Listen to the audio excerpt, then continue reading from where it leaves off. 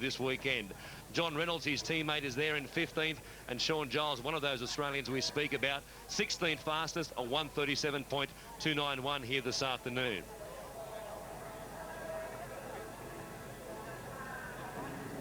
The Supermonos just starting to crank the engines over again. They did in fact turn those motors off while they waited for the officials to clean up that spill at the top of turn 12. They've now completed that task, and the bikes are just starting up again and warming up. They will go on another warm-up lap here, and we will wait to get official word whether that warm-up lap will in fact come out of the total laps for the race, which was 8.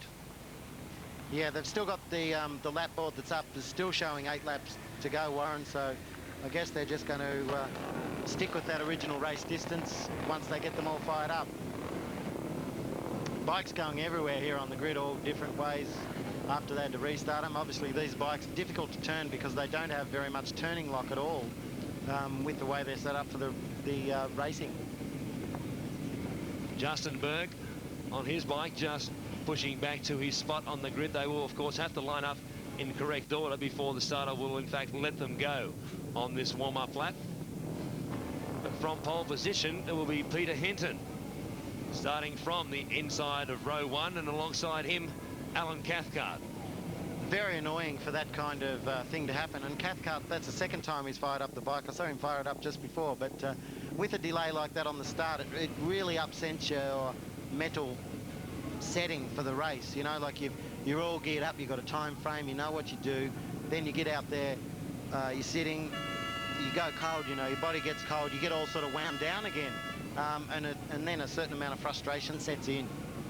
Well, they've been here now for 15 minutes. They're almost about to take off on this warm-up lap.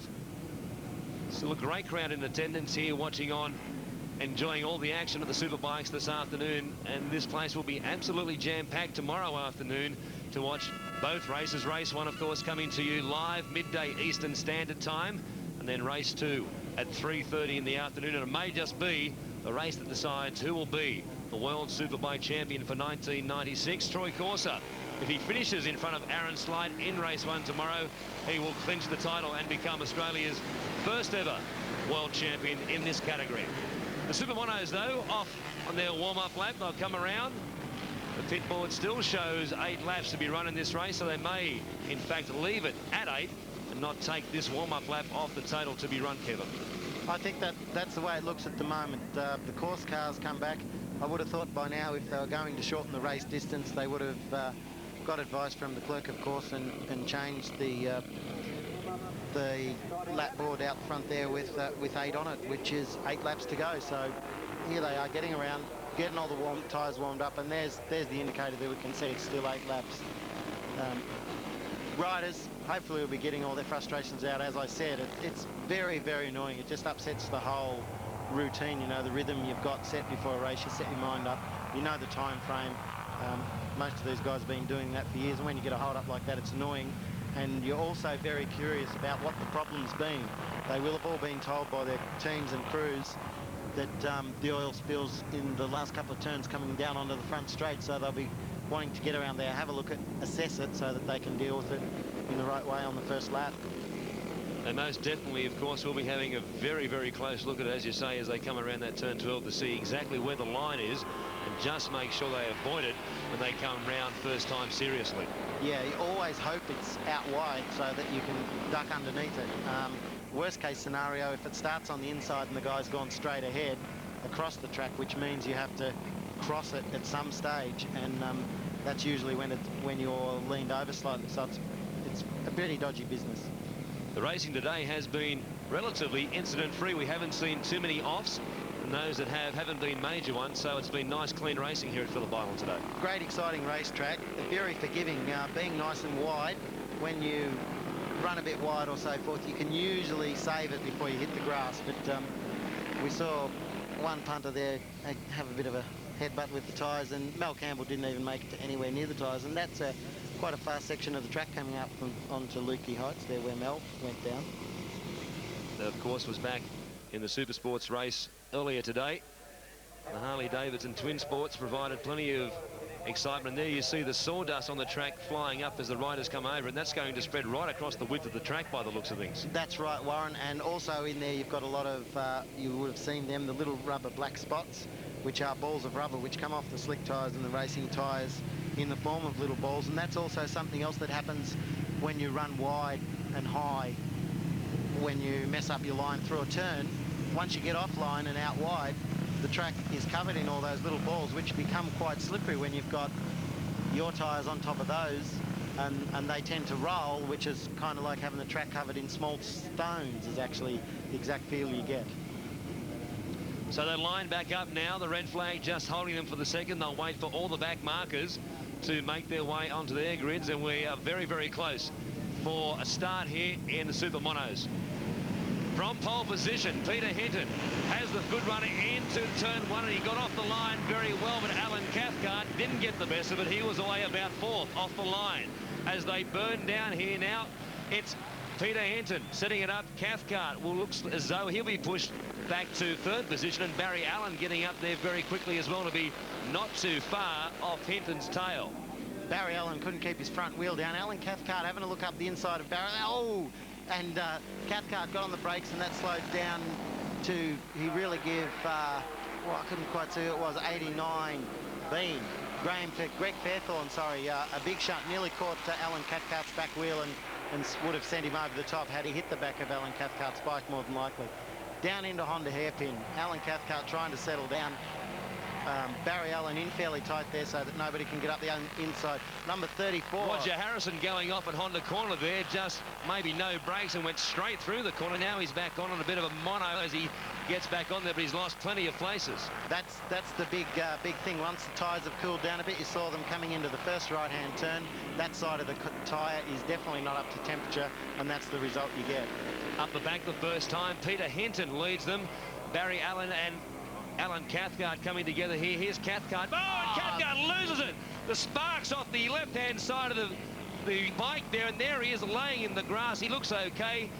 Well, that was a big off, and the sparks shot up from the left-hand side of the bike, but he just quite can't believe it. That's very unlike Alan to fall down. That's amazing. Looking at the replay here, he's got it in. He's lost the front, turning it in. He's gone up the inside of Barry Allen and lost the front end trying to turn it on the way up the Lukey Heights hill, and he's going for a big tumble there through the grass, but oh, that's pretty nice and soft compared to what's on the side of some racetracks. You can see him tumble and twist and turn and banging down a bit, but as you can see, he's got nowhere near anything dangerous. Gets up, walks away. He landed quite heavily there on the back of the shoulders, and finally he came to rest amongst the mown portion of grass there. But as you see, once again, plenty of runoff room here at Phillip Island, and he was still a long, long way from the wall when Alan Cathcart finished tumbling. We'll get a report on him as soon as we can, but he looks to be okay. That's the good news. Meantime, back out in front, Peter Hinton leading the field of Merry Dance at the moment. He's opened up a good glance here. Barry Allen running in third position behind Greg Fairthorne. In fact, has a 1-minute penalty for jumping the start. So even though Allen is there in third place, he's now going to be down a minute on the field, and that's tragic news for him. Yeah, that's really bad, but he did jump really early. He couldn't keep the front wheel down. His front wheel was right up in the air. So obviously he got going a bit early. Coming up towards Lukey Heights again. Kink right. Then they come back left, and they keep swinging left eventually at the top here as they come down towards MG corner once they crest this hill here. So the second lap, 6 to go once they get round to the start-finish line. But it's Peter Hinton going very well at the moment, with about a 5 bike length lead over Barry Allen, and Greg Fairthorne in there amongst them as well. And the reason why these bikes sound the way they sound is because most of them have 600 or so cc dirt bike engines in them that are 4-strokes, and they're just a big single-cylinder 4-stroke motorcycle, dirt bike engine, sorry. Put in a small 250 road race type chassis, and that's what these classes are. It's a very easy class to get into, but it's usually another enthusiast class. You see the back of the seat there on Peter Hinton's bike just flexing and wobbling as he hits those bumps around this Phillip Island circuit. but it's certainly not stopping him from going quick at the moment.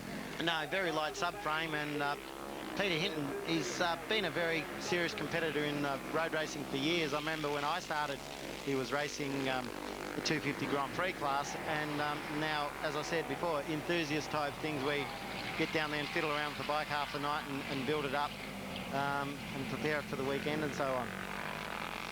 Fairthorn in second place, chasing down the man on your screen on the Max 3 bike, Peter Hinton, coming around Siberia as they look up the back straight. The gap seems to have narrowed somewhat. Barry Allen has been dropped off by this pair. He's back there in third place. Peter Hinton on the third lap of this 8-lap race. There you see the gap from Fairthorn back to Barry Allen. Certainly hasn't made any ground in the last lap or so on Greg Fairthorn. No, Fairthorn's looking quite strong, actually. He may well wear down Peter Hinton as the race goes on and the laps continue, because it looks like he's settling into it a bit more.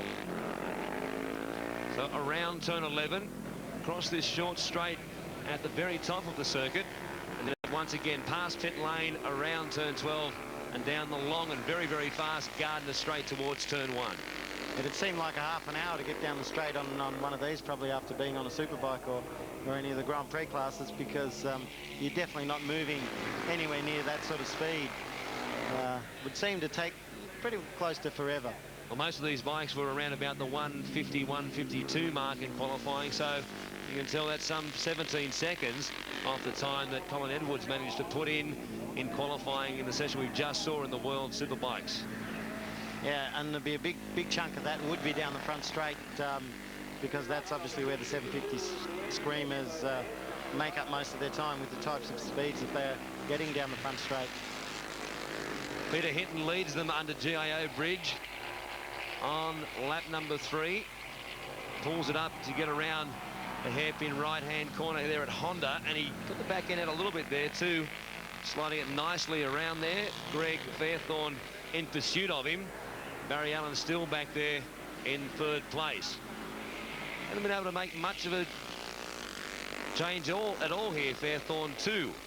Peter Hinton, that margin really has remained the same for the last couple of laps here. If he can just get that little fraction closer where he can pick up the draft on the front straight, he'll be able to make some time on him, and then we'll be able to see some of the overtaking maneuvers that we've seen before, like at the end of the front straight, down into the Honda hairpin, over Lukey Heights and down into MG. There they come around again. Fairthorn closing theirs under brakes, but with Peter Hinton being the first out of the corner, he accelerates quickly and gets away to maintain that gap.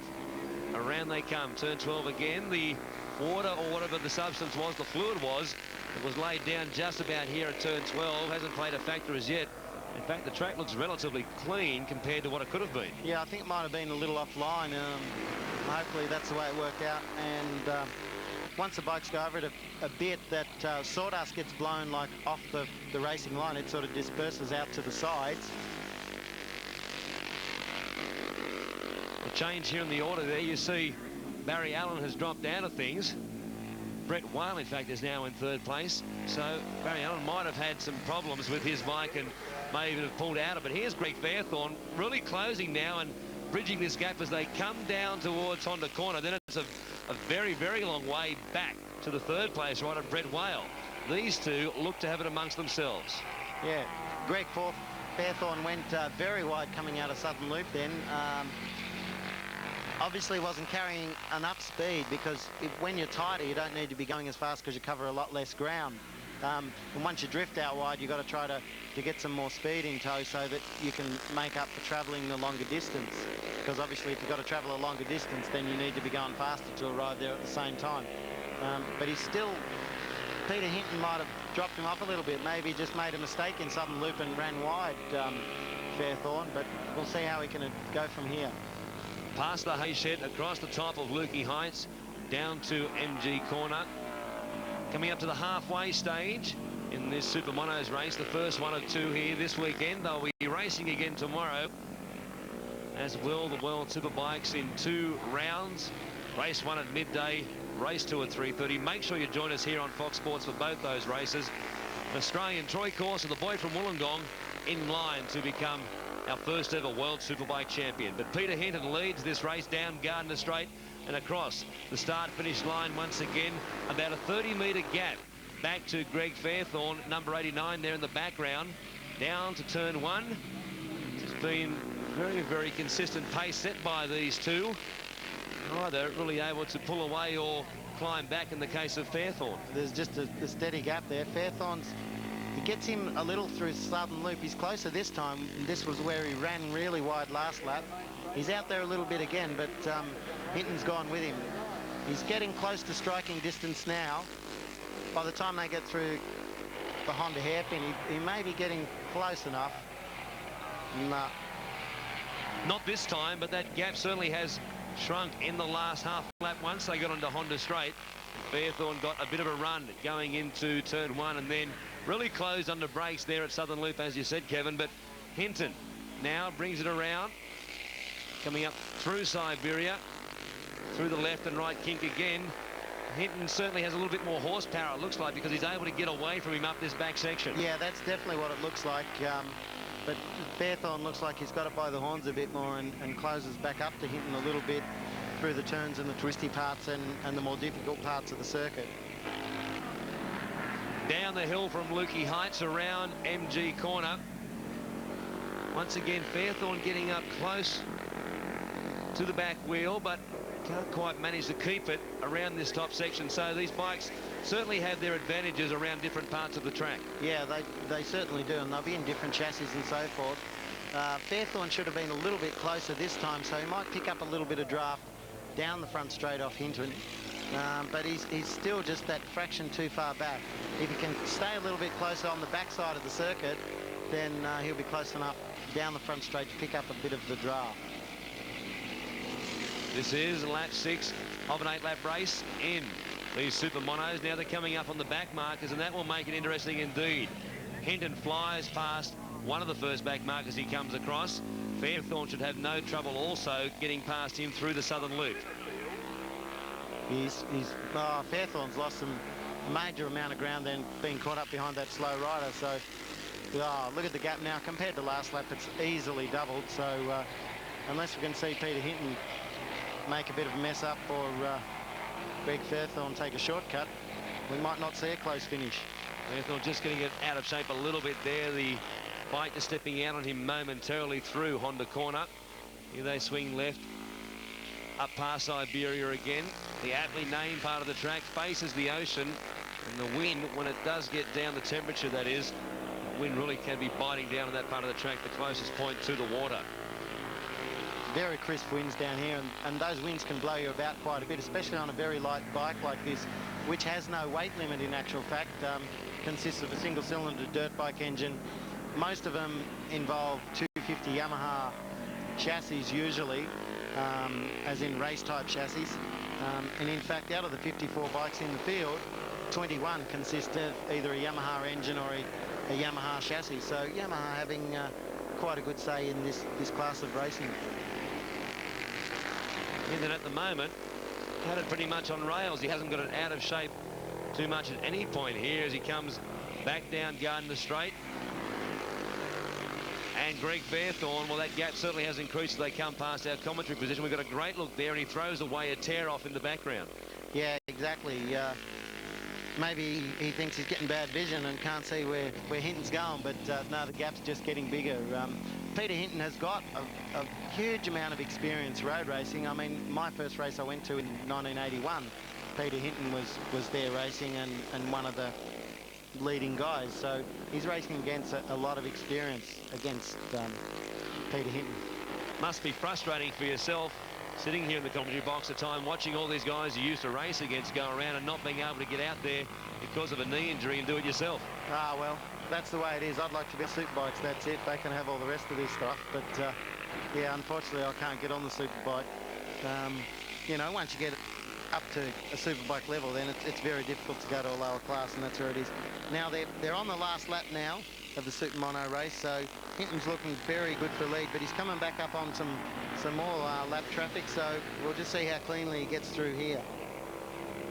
Getting past them with not too much trouble at all, flying past the combination there of Bruce Willard and Scott Randall. No problems getting past them up towards Lukey Heights. Here he comes around MG corner. I'll take a couple of more turns and then it's down to the finish line. The checkered flag is out there. Not quite ready to be waved just yet.